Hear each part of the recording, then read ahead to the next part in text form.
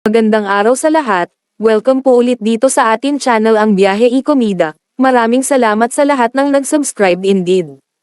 Punta na tayo sa atin topic, December 21, 2025. Coco Martin, Julia Montes nag-apply ng Schengen visa with 3 kids, true ba? How true kaya ang kumakalat ngayon na chika patungkol sa pag-a-apply ng visa nina Julia Montes at Coco Martin kasama ang 3 anak?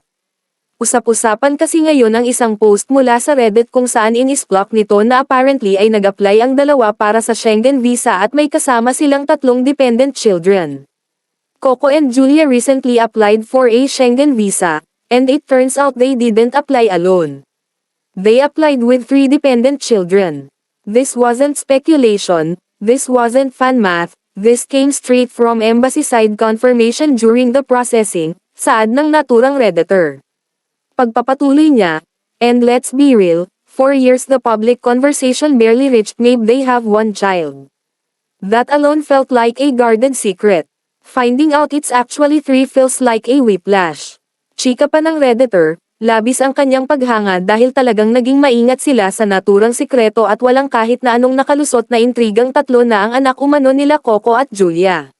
Not saying they owe anyone explanations, privacy is privacy, but you can't blame people for being shook when the story everyone thought they knew suddenly triples overnight, sipa ng Redditor. Samantala, wala pa namang inilalabas na pahayag ang kampo nina Julia at Coco hinggil sa kumakalat na chika sa pagkakaroon nila ng 3 anak. Bukas naman ang bandera para sa pahayag at paglilinaw ng kapamilya celebrity couple hinggil sa isyong kinasasangkutan. E-follow ang Facebook ni Coco Martin, i-click ang mga link sa description box.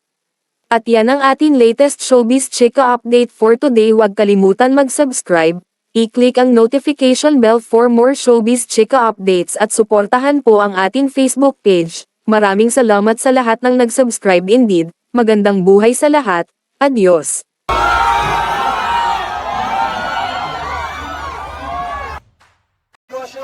At naging katuwang namin. Sabi mga tahanan, ang regalo, kaya bibigyan namin kayo ng oportunidad para makapagnegosyo at naging katuwang namin para dito sa bida. This Washington Queen.